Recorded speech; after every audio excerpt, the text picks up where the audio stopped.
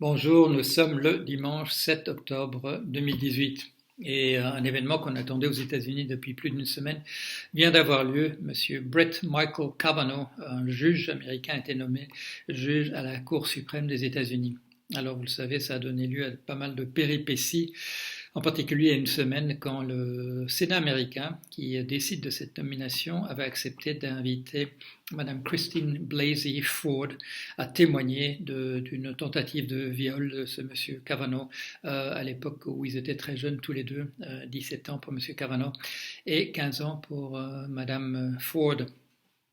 Le, le Sénat a écoutez les deux témoignages, celui de Mme Ford et celui de M. Kavanaugh. Je vous ai rendu compte en direct de celui de Mme Ford et je vous ai parlé de celui de M. Kavanaugh que j'ai pu regarder un peu plus tard. On avait d'un côté, ça c'est ma façon de voir les choses, on avait une dame très digne qui a rapporté une tentative de viol. Elle ne se souvenait pas de tous les détails, ça se passait il y a longtemps. Et ensuite, on a vu M. Kavanaugh, qui, si on n'avait pas une opinion sur lui, on a vu une espèce de bouffe déchaîné, un rustre, un malpoli, un type avec l'écume au coin des lèvres, le visage déformé par la haine. Et il s'agissait du candidat du Parti républicain américain à la Cour suprême. Alors, si vous êtes proche des idées du Parti républicain, ou si vous situez même encore à la droite de celui-là, vous considérez qu'un processus de nomination à la Cour suprême des États-Unis que des malpolis avaient essayé de le faire dérailler et que tout s'est finalement bien terminé. Si vous vous êtes plus proche du Parti démocrate, vous considérez qu'il est une honte que dans un pays démocratique, un personnage de ce type-là se trouve à la direction d'une institution primordiale. Bien sûr, ça a déjà existé, mais peut-être pas à des époques dont on se souvient avec plaisir. Alors, je vous avais dit aussi, au moment où j'avais assisté en direct à la déposition, à l'audition de Madame Christine Blasey Ford, qu'il y avait, selon moi, là un moment important dans le mouvement de libération des femmes dans le monde occidental, en tout cas. Il y avait là un moment très très fort. Je ne suis pas le seul à l'avoir pensé. Il y a beaucoup de femmes qui ont pensé la même chose et qui ont manifesté pendant la dernière semaine écoulée. Qu'est-ce qui s'est passé pendant cette semaine?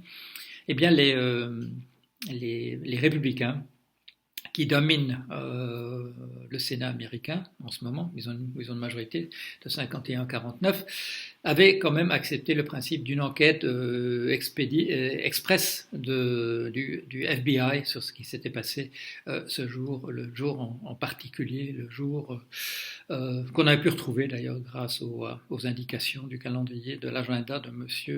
Kavanaugh. Une enquête extrêmement rapide a eu lieu, dont on a compris on n'interrogerait que quelques témoins, et en particulier ni M. Kavanaugh ni Mme Ford. Les personnes ont été interrogées et l'enquête du FBI, nous n'en saurons jamais le résultat. Mais les sénateurs qui font partie du processus de nomination ont pu, un à un, l'un après l'autre, dans une salle fermée, lire le rapport qui était écrit.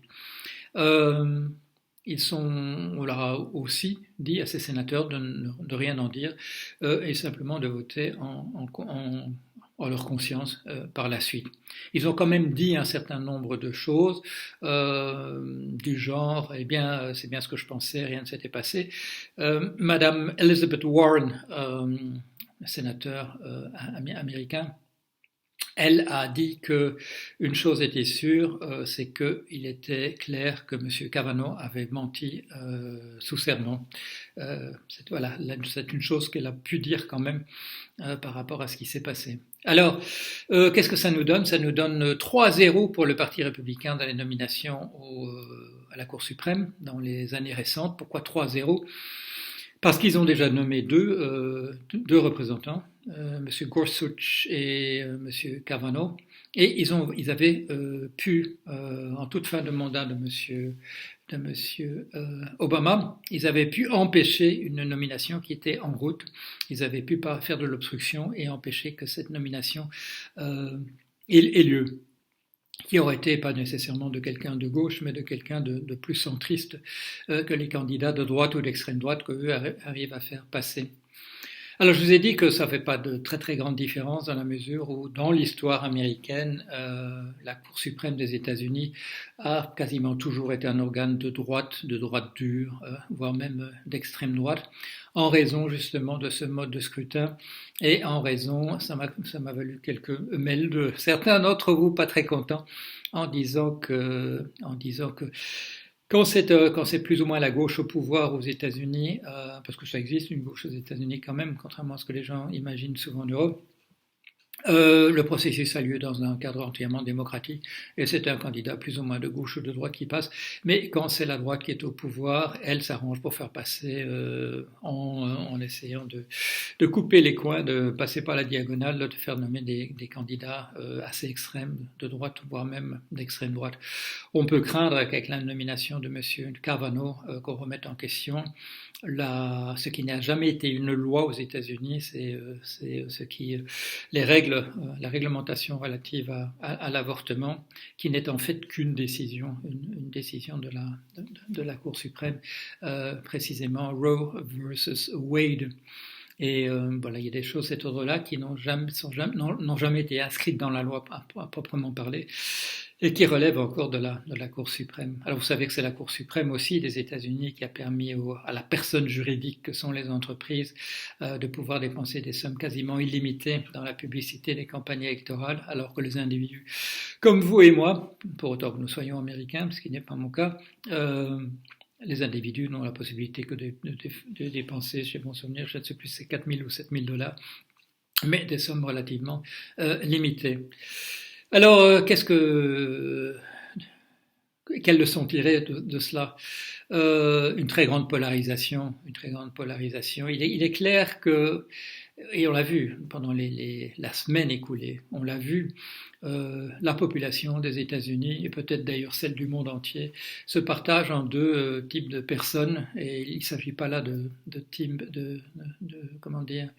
d'opinion politique, d'affiliation à un camp ou à un autre. C'est que quand une femme dit qu'un homme a essayé de la violer, il y a les gens qui la croient, je dirais peut-être un peu a priori, et quand l'homme le nie, il y a beaucoup de gens qui le nient, qui prennent son parti. Et là, je dirais sans doute un peu a priori aussi. Alors voilà, ce processus de faire venir des témoins, de les faire parler, et d'avoir la parole de l'un contre la parole de l'autre, ça nous renvoie, je dirais, à des grands types psychologiques. Et heureusement, ça ne correspond pas simplement que vous croyez une femme si vous êtes une femme et croyez un homme si vous êtes un homme. Encore qu'il est particulièrement sinistre de voir des femmes qui, là aussi, l'écume aux lèvres, applaudir Trump. Et comme le faisait remarquer une éditorialiste de CNN, de voir qu'en fait, elles amènent leurs enfants. Et que quand Trump essaye de ridiculiser Madame Christine Blasey Ford en disant et c'était quel jour? Ah, je ne me souviens pas. Et alors, comment vous êtes rentré à la maison? Ah, je ne me souviens pas. Et il faut voir ce type. Ce type, c'est un type... si je dis un type à abattre, ça risque de vouloir dire que j'encourage les gens à l'assassiner. J'encourage absolument personne à assassiner. Mais c'est un personnage du type Hitler, Je l'ai déjà souligné plusieurs fois, je me suis intéressé à son cas dans une perspective un petit peu psychanalytique. C'est une personnalité du même type que Adolf Hitler, et donc c'est extrêmement dangereux. Et s'il y a autour de lui des forces du même genre, c'est encore beaucoup plus dangereux parce qu'il peut arriver au pouvoir. Et à ce point de vue, il faut signaler un article de monsieur Christopher Browning, qui fait déjà beaucoup de bruit. Ça apparaît dans le New York Review of Books, et ce qui est extraordinaire, c'est que vous le voyez bien, nous sommes le 7 octobre, et cet article va paraître le 25 octobre, c'est-à-dire dans 18 jours, et il est déjà au centre des discussions. Que dit cet article de Monsieur Christopher Browning? Eh bien, qui est un historien, et un historien spécialisé du nazisme et de la montée du nazisme en Allemagne, que le parallèle est frappant entre ce qui se passe en ce moment aux États-Unis et ce qui s'est passé autrefois en Allemagne à partir des années 1925. Et là, il fait une analyse, je dirais, qui n'est pas d'ordre psychanalytique, psychologique.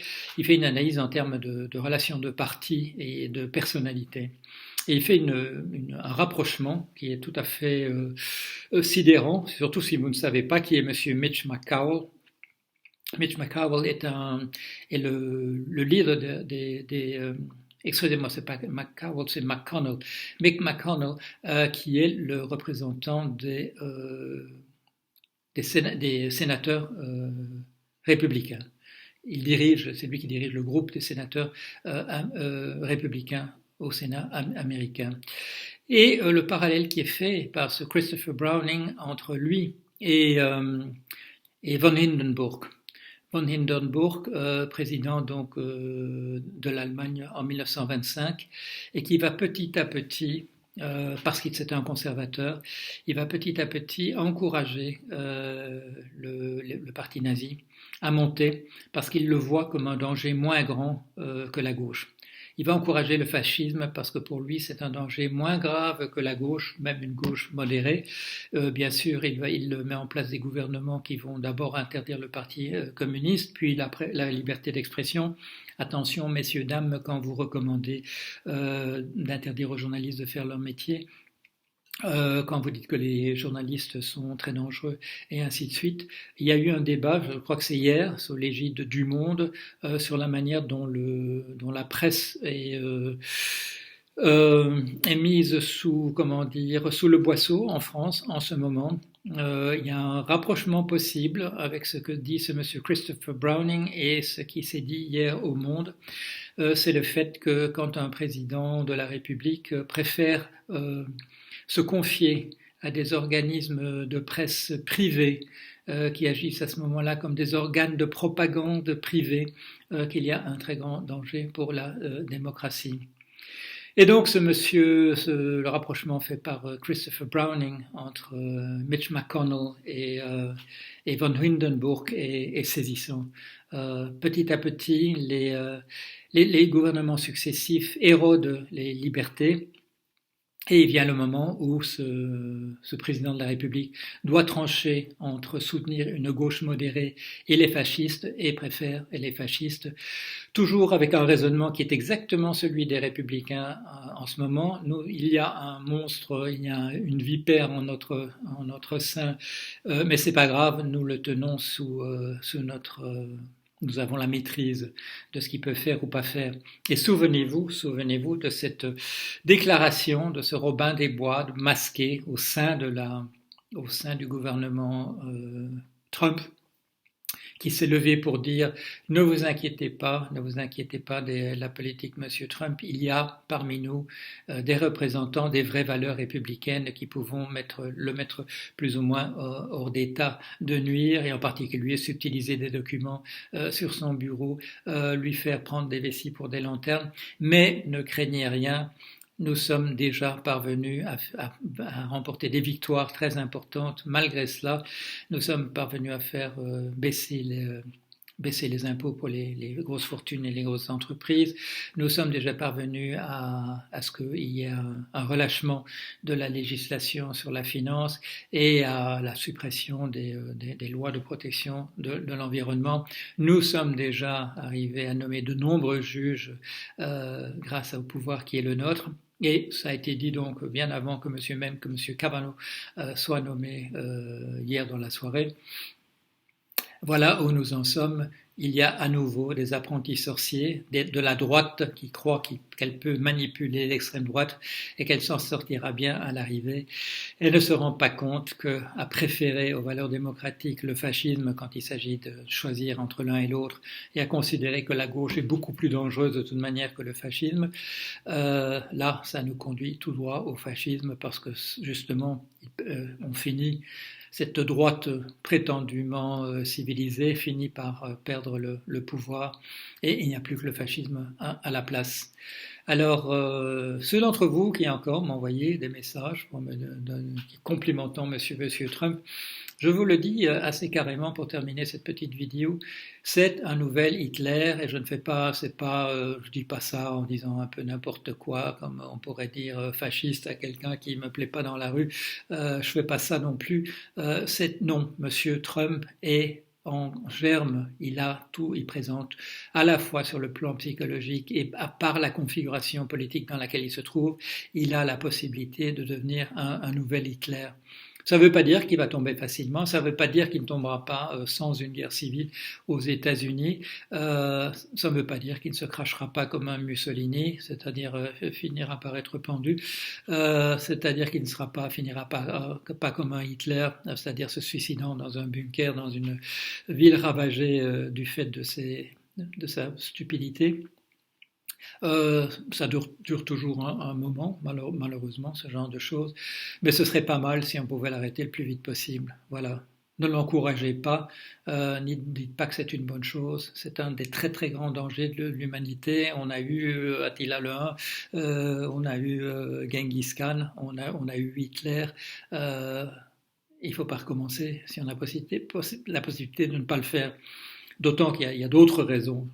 Ne serait-ce que pour protéger l'environnement, de ne pas vouloir avoir un bonhomme comme ça, un tyran, un véritable tyran dans ses disponibilités, un pervers narcissique qui ne se sent plus parce qu'il a un pouvoir et que ce pouvoir lui permet d'une certaine manière de voir les choses se réaliser comme il le veut parce que il peut se mettre en position de dire et si je suis révoqué, j'ai la possibilité de me pardonner moi-même, puisqu'il n'y a de règles nulle part qui l'interdisent. C'est un personnage de cet acabit-là. C'est pas simplement drôle qu'il dise ça. Ça pourrait être drôle si c'était dans un film comique, mais on n'est pas dans un film comique. On est au sein d'une civilisation et de plusieurs civilisations qui sont sur une très très mauvaise pente et qui risquent de nous conduire vers la disparition de l'humanité en général si on permet à des gens comme ça de continuer à nous diriger. Voilà, allez, à bientôt.